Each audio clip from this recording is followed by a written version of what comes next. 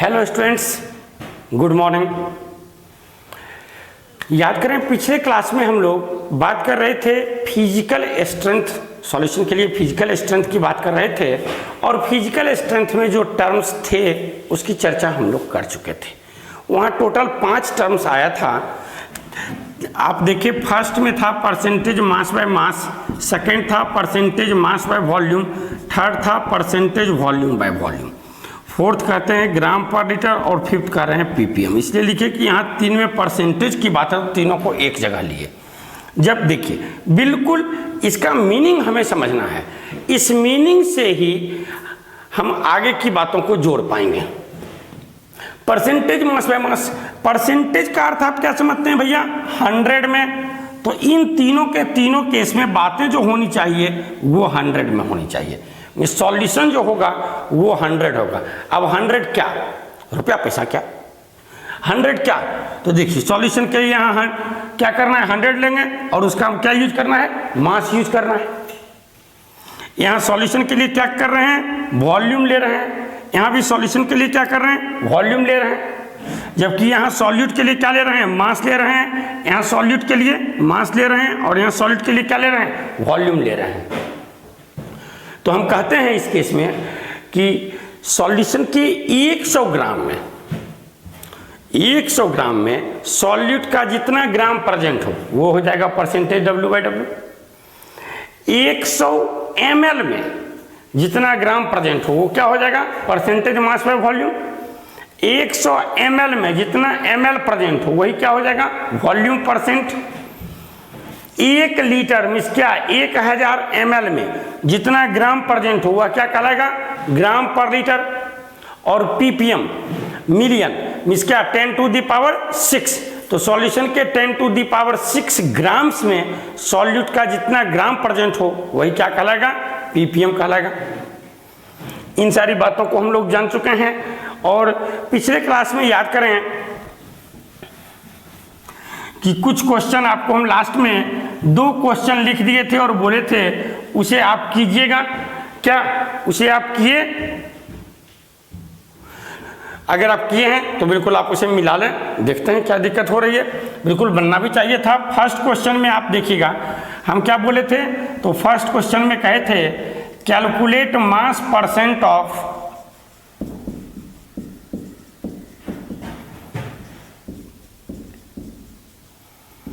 Ethanol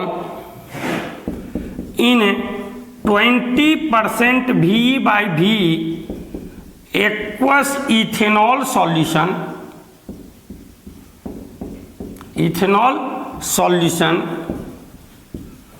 whose density is 0.96 ग्राम पर ml। तो देखिए सबसे फर्स्ट ऐसे ही क्वेश्चन देखिए, आप यह देखिए कि क्या क्या गिवन है और क्या फाइंड करना है। जो क्या दिया गया है, दूसरे में हम देखें कि हमें क्या निकालना है। तो दिए गए डाटा को यूज करते हुए हम कैसे वहां पहुंच सकते हैं, इस बात को हमें सोचना होगा। आप देख रहे हैं आपको मास परसेंट निकालना है। तो मास परसेंट ऑफ इथेनॉल के लिए आप क्या लिखते हैं? इस percentage mass by mass of ethanol, ethanol के मास परसेंट के लिए आप क्या लिखते हैं? मास ऑफ इथेनॉल बाय क्या? मास ऑफ सॉल्यूशन इनटू 100। तो अभी आप देखें, अभी ना तो आपको इथेनॉल का मास पता है ना ही आपको सॉल्यूशन का मास पता है, क्योंकि आपको जो दिया हुआ है वो क्या है? वॉल्यूम परसेंट में है और वॉल्यूम परसेंट 20 है। इट मीन्स क्या हो गया कि सॉल्यूशन के 100 ml में सॉल्यूट का क्या है? 20 ml है और यहाँ हमारा सॉल्यूट क्या है? तो इथेनॉल है। मिस हम कह सकते हैं कि 100 ml सॉल्यूशन में क्या है भाई? तो 20 ml इथेनॉल है और 80 ml क्या है? वाटर है। एक और सॉल्यूशन है।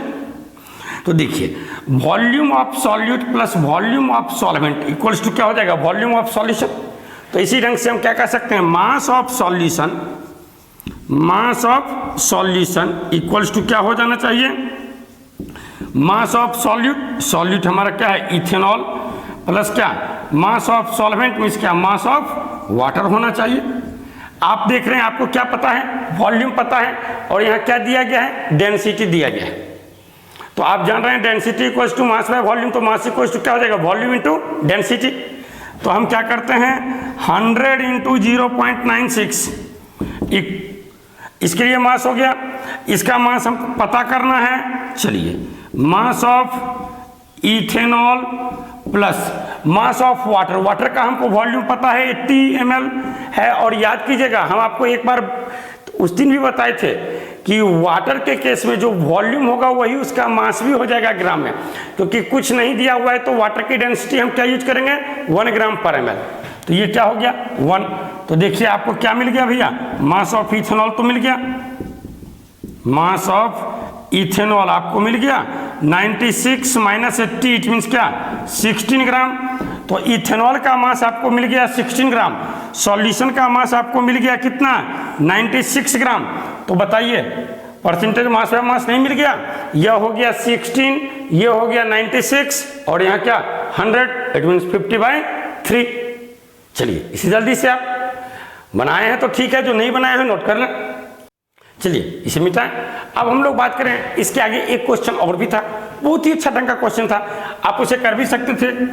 क्या हुआ है आइए देखें। अरे भैया उसका इससे कोई लेना नहीं है, देखिए ना तो सिंपल सी बातें हैं, जरा एक मिनट ध्यान दीजिए। दो लिक्विड है बेंजीन और टॉल्यूइन, दो लिक्विड है बेंजीन और टॉल्यूइन, ठीक। तो एक लिक्विड है बेंजीन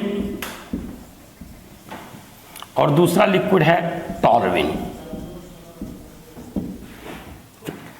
इसके लिए डेंसिटी कहता है D1 ग्राम पर ml, मान लीजिए D1 ग्राम पर ml, और इसके लिए डेंसिटी क्या है D2 ग्राम पर ml है,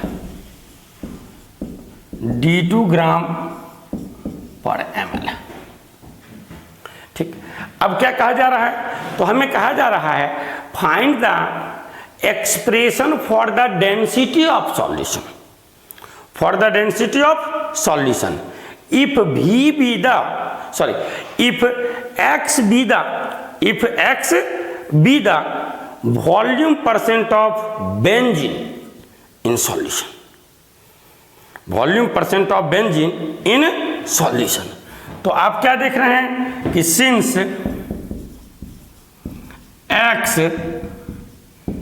is the volume percent of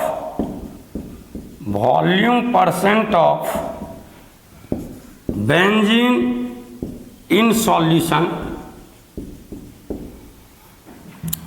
x हमारा क्या है volume percent of benzene in solution है। तो यदि हम क्या करें सॉल्यूशन के वॉल्यूम को 100 ml ले लें, तब x परसेंट जो है वो उसमें बेंजीन है, तब तो बेंजीन का वॉल्यूम क्या हो जाएगा डायरेक्ट x ml हो जाएगा।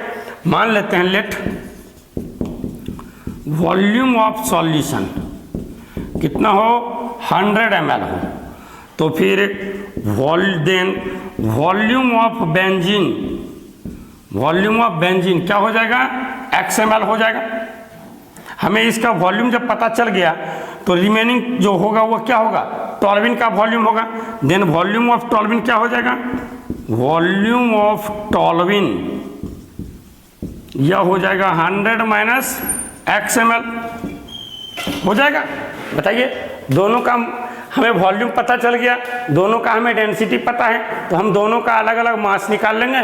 सॉल्यूट का मास निकल गया और सॉल्वेंट का मास निकल गया, दोनों को ऐड कर देंगे तो हमें क्या निकल जाएगा मास ऑफ सॉल्यूशन निकल जाएगा। आप बोलेंगे कि सर यहाँ मास ऑफ सॉल्यूशन निकालने की क्यों आवश्यकता हुई, क्योंकि आपको क्या बोले कि जो गिवन है आप उसे देखिए, दूसरे केस में आप देखिए कि आपको फाइंड क्या करना है। तो फाइंड आपको क्या करना है, तो आपको फाइंड जो करना है इसके डेंसिटी के लिए एक्सप्रेशन ऑब्टेन करना है।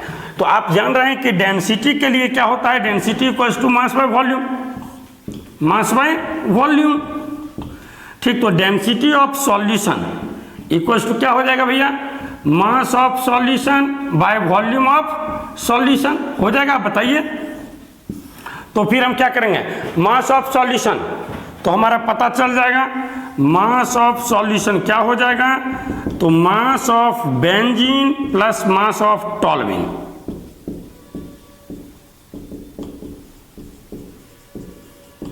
बेंजीन प्लस टॉल्यूइन दोनों के मास को पता कर लिए तो हमें क्या हो गया, सॉल्यूशन का मास मिल गया और वॉल्यूम हमारा क्या है 100 ml है ही, तो डेंसिटी क्या हो जाएगा मास बाय 100, मास बाय 100।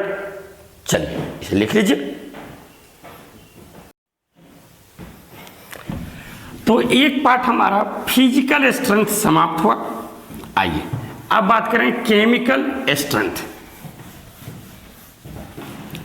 इस केमिस्ट्री के दृष्टिकोण से सही मायने में यहां से सॉल्यूशन शुरू होता है, जबकि इस आप देखेंगे यहां से मोलरिटी, नॉर्मलिटी ये सब ही निकालना रहेगा, लेकिन क्वेश्चंस को क्या करेगा, सॉल्यूट सॉल्वेंट का डायरेक्ट मास ना देके उन सभी टर्म्स को यूज कर लेगा, क्योंकि अगर डायरेक्ट सॉल्यूट और सॉल्वेंट का मास दे दिया तब निकालना आसान है। इस फॉर्मेट में दिया, अभी भी डाटा दे के रखा लेकिन घुमा के दिया, अब वही बच्चे यूज कर सकते हैं जिनका कंसेप्ट सही ढंग से क्लियर हो। इसलिए हर हमेशा कंसेप्ट पे ध्यान देना है, कभी भी रटने की बात नहीं होनी चाहिए। आइए तो अब इसमें हम लोग केमिकल स्ट्रेंथ में चलते हैं और केमिकल स्ट्रेंथ से सबसे फर्स्ट बात करते हैं मोलरिटी, जिसे इंडिकेट किया जाता है कैपिटल एम के द्वारा। मोलरिटी जिसे इंडिकेट किया जा रहा है कैपिटल एम के द्वारा। अब ये मोलरिटी इस टर्म से आप बहुत पहले से अवगत होंगे। जनरली कंसंट्रेशन जैसे बोलता है तो कंसंट्रेशन का अर्थ क्या होता है, मोलरिटी ही होता है भैया, मोल पर लीटर ही होता है। तो इसे हम क्या डिफाइन कर सकते हैं, मोलरिटी क्या बोल रहे हैं, देखिए यूनिट से पता चल गया मोल पर लीटर। तो ऊपर क्या ले रहे हैं सॉल्यूट, नीचे हम क्या लेंगे सॉल्यूशन। तो इट मीन्स हम क्या कहते हैं कि सॉल्यूशन के 1 लीटर में, सॉल्यूशन के 1 लीटर में सॉल्यूट का जितना मोल्स प्रेजेंट हो उसे ही हम क्या कहेंगे, मोलरिटी ऑफ सॉल्यूशन कहेंगे। इट मीन्स मोलरिटी हम क्या कह सकते हैं, तो हम कहते हैं कि the number of moles of solute, number of moles of solute present in 1 liter or 1000 ml of solution। Direct बोलिए ना आप 1 लीटर ही सिर्फ बोलिए, बोलने की जरूरत भी नहीं है। The number of moles of solute present in 1 litre और 1000 ml of solution is known as molarity of solution, molarity of solution,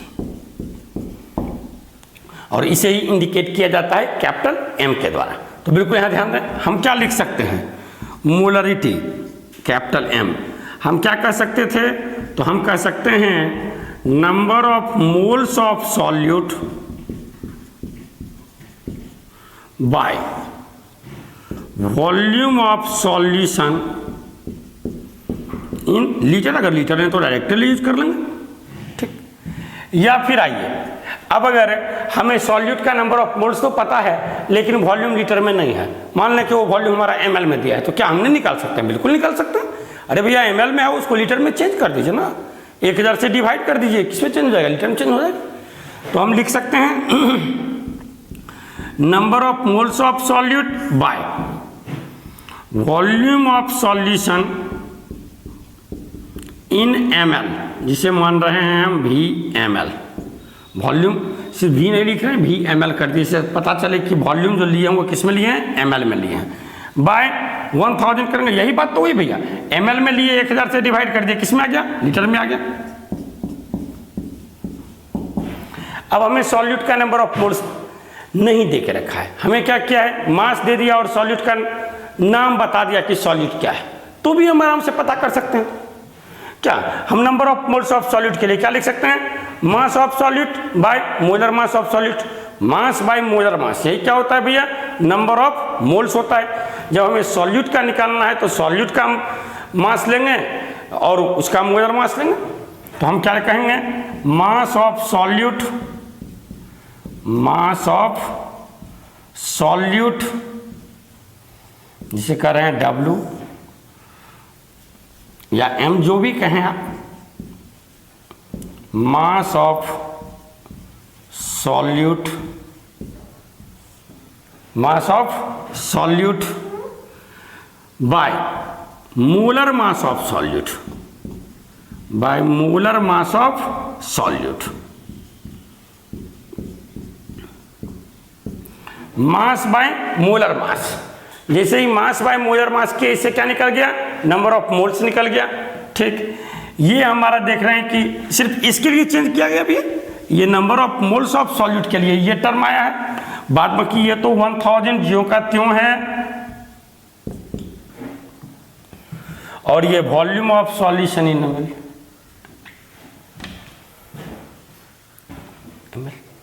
हो गया। अब जरा 1 मिनट ध्यान दीजिए, यहां जो हम लिखे हैं mass of solute by volume of solution in ml into 1000, इस पूरे के पूरे पार्ट को जिसे हम घेरे हैं, इस पूरे के पूरे पार्ट को जिसे हम घेर रहे हैं, आप जरा ध्यान दें, इस पूरे के पूरे पार्ट के लिए हम एक सिंबल यूज कर सकते हैं, और वो सिंबल हमारा क्या होता है, ग्राम पर लीटर होता है। तो हम इसे क्या लिख सकते हैं, हम इसे लिख सकते हैं ग्राम पर लीटर बाय मोलर मास, या याद कीजिए ग्राम पर लीटर के लिए हम क्या लिख सकते थे, percentage mass by volume into 10। तो percentage mass by volume into 10 by molar मास। इस परसेंटेज मास बाय वॉल्यूम के लिए हम क्या लिख सकते हैं, percentage mass by mass into density. तो percentage mass by mass into density into 10 by molar mass, that's all. तो आप देखिए क्या देख रहे हैं कि आपको मोलरिटी का इतना ज़्यादा फॉर्मूला एक जगह किया हुआ किसी बुक में नहीं मिलेगा। एनसीईआरटी वगैरह में तो सिर्फ एक लाइन ये लिख के भाग गया होगा, लेकिन जितना भी क्वेश्चंस होगा आप देखेंगे, कोई मैक्सिमम क्वेश्चंस में वो percentage mass by mass, density, gram per litre, इन सारे टर्म में गया। अब सिर्फ ये है तो बच्चा परेशान हो रहा है। अब जो फॉर्मेट यूज किया जाए, अगर हमें क्या कर रहा है, सॉल्यूट का नंबर ऑफ मोल्स पता है, वॉल्यूम लीटर में है तो ये यूज कर लेते हैं, ये दूसरा ml में है तो ये अब चल जाते हैं। यदि हमें नंबर ऑफ मोल्स नहीं दिया, मास दे दिया, मोलर मास पता है तो ये यूज कर लेते हैं। सब तो बराबर ही है। ग्राम पर लीटर के टर्म में है तो हम मोलरिटी निकालने के लिए डायरेक्ट ग्राम पर लीटर बाय मोलर मास कर देंगे।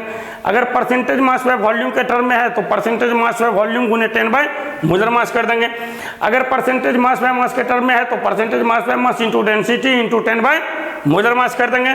चलिए इसे जल्दी से नोट करें। आइए, इसे हो गया।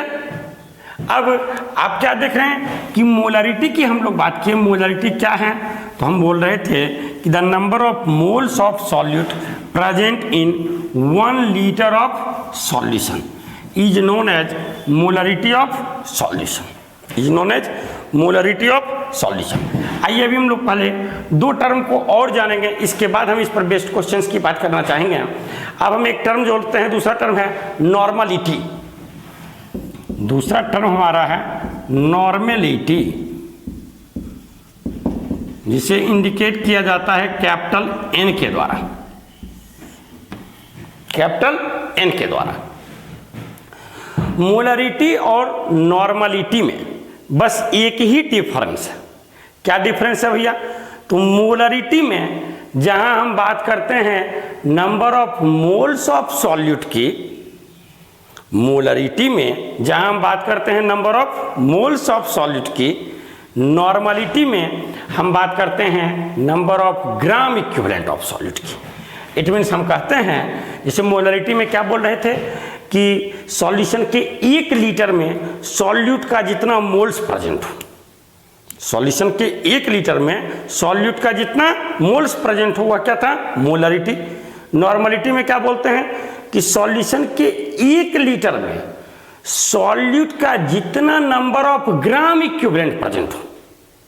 बस देखिए क्या चेंज है, तो मोलरिटी में नंबर ऑफ मोल्स बोल रहे थे सॉल्यूट का, जबकि नॉर्मलिटी में क्या बोलते हैं, number of gram equivalent of solute बोलते हैं, number of gram equivalent of solute बोलते हैं। तो हम क्या कह सकते हैं, हम कह रहे हैं कि द नंबर ऑफ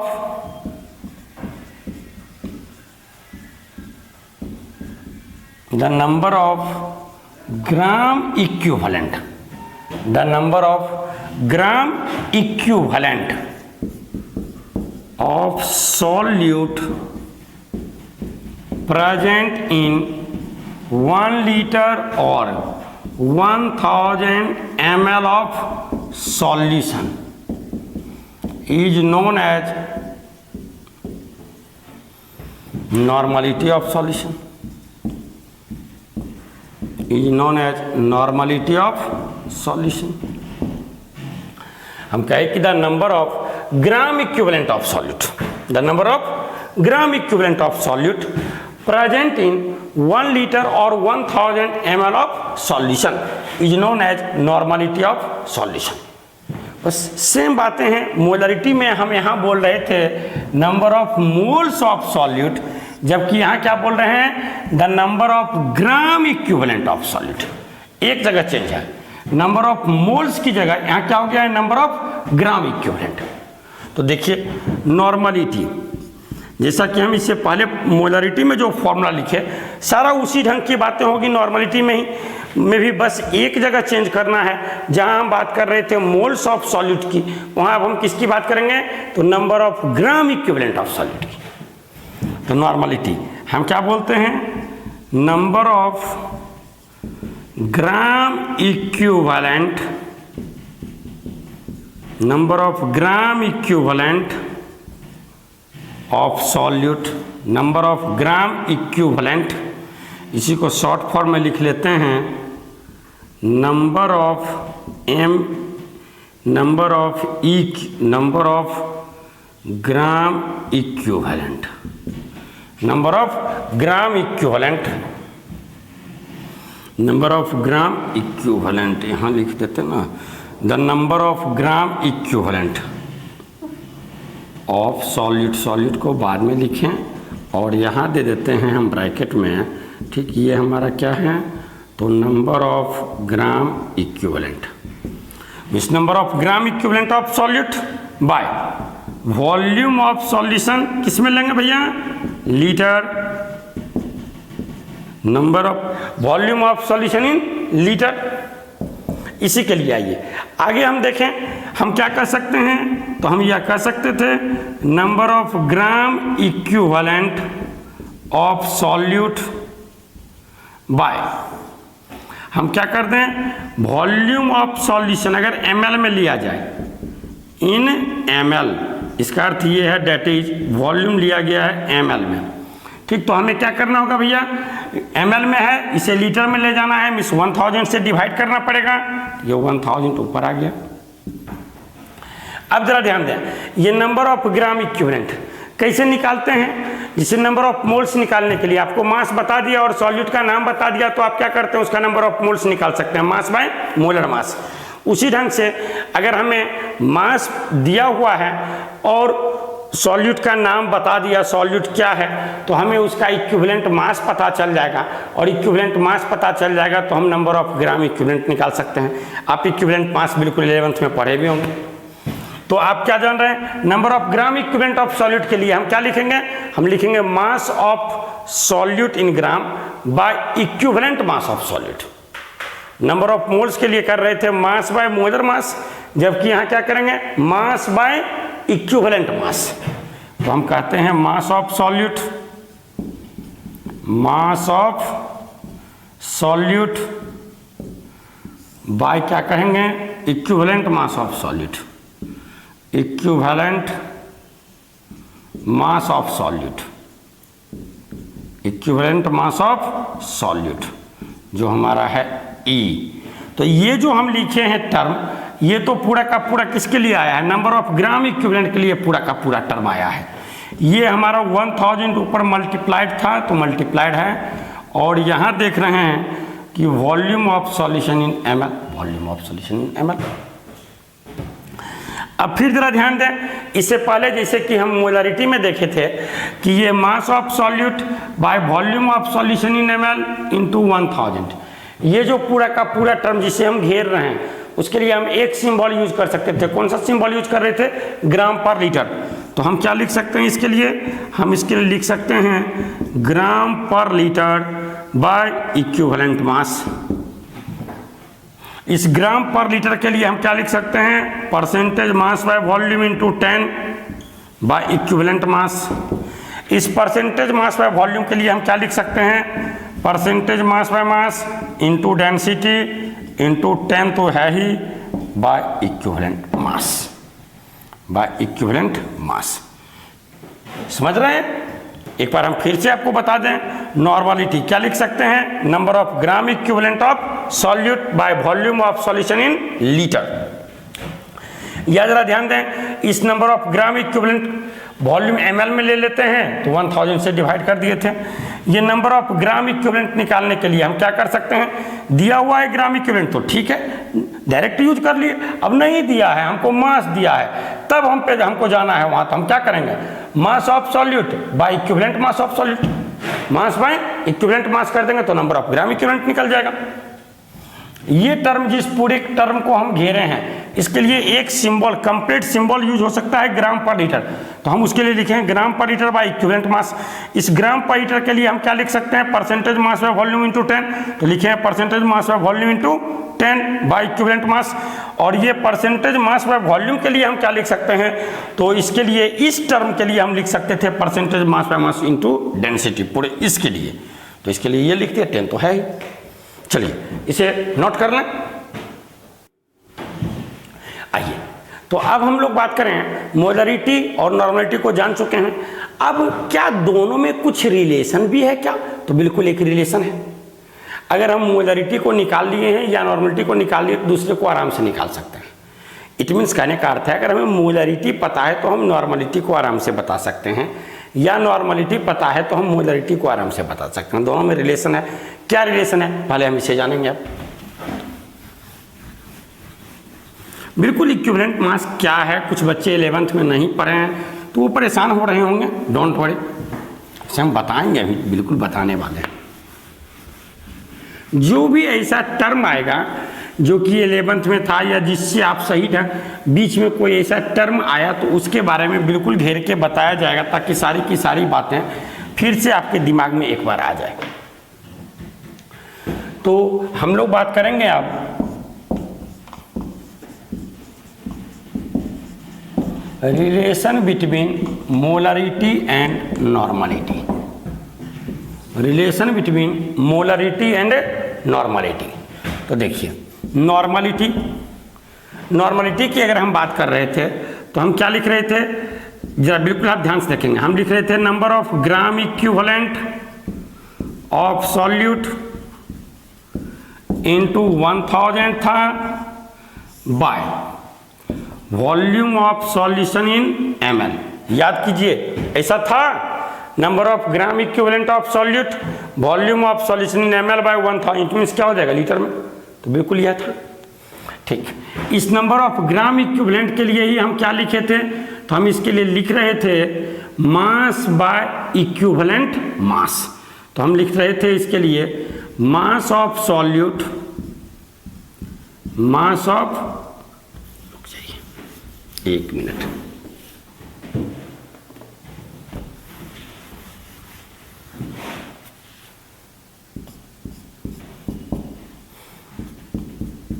क्या कर रहे थे? तो हम कर रहे थे number of gram equivalent of solute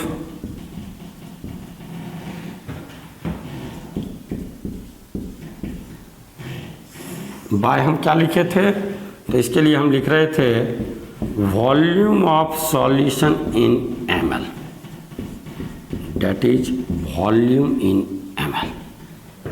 ठीक, आइए, इसी नंबर ऑफ ग्राम इक्विवेलेंट के लिए, number of gram equivalent of solute के लिए हम क्या लिख सकते हैं? हम इसके लिए लिख सकते हैं mass of solute mass of solute by equivalent mass of solute लिख सकते हैं। तो हम लिखते हैं mass of solute mass of solute bye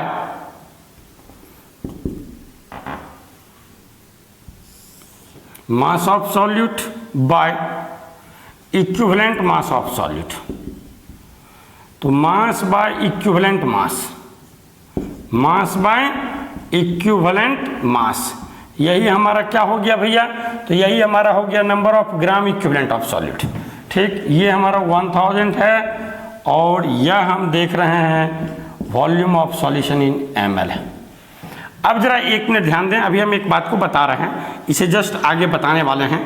जो आप 11th में इक्विवेलेंट मास एक चैप्टर था, जहां आप इक्विवेलेंट मास बहुतों का पढ़े होंगे।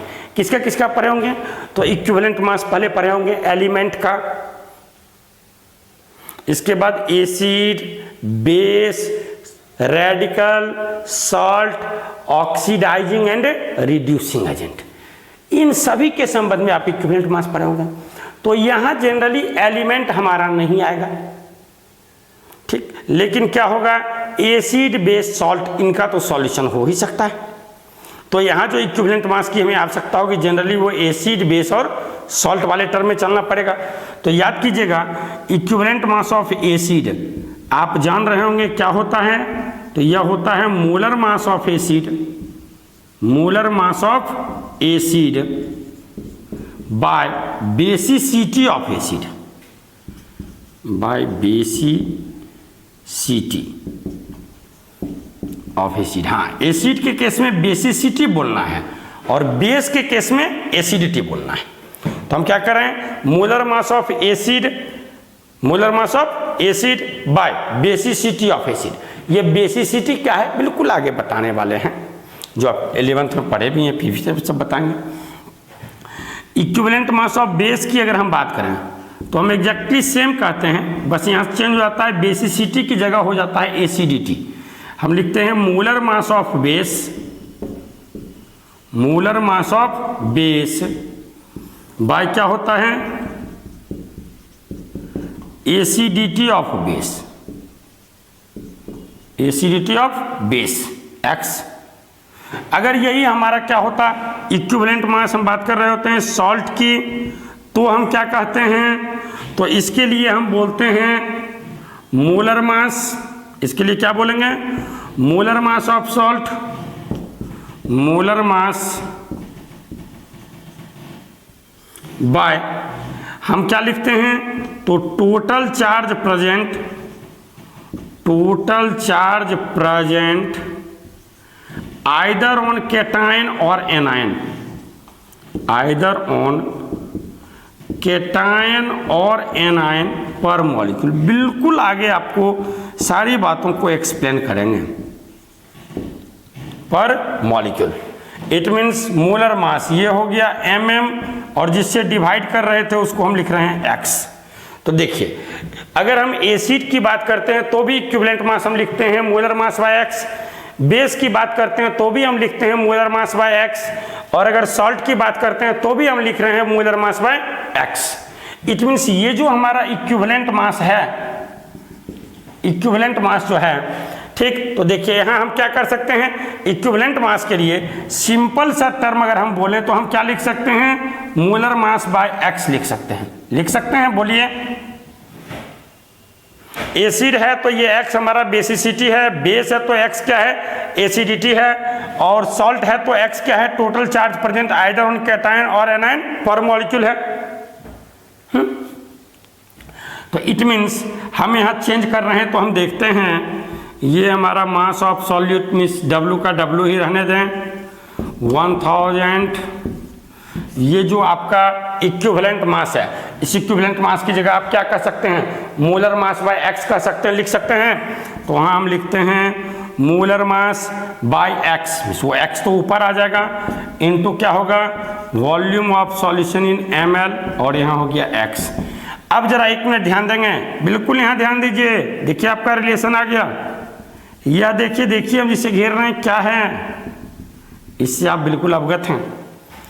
मास of solute by molar mass of solute, यही क्या हो गया, number of moles of solute. Volume of solution in ml by 1000 means क्या हो गया, volume of solution in litre. तो number of moles of solute by volume of solution in litre, यही क्या होता है भैया, मोलरिटी होता है।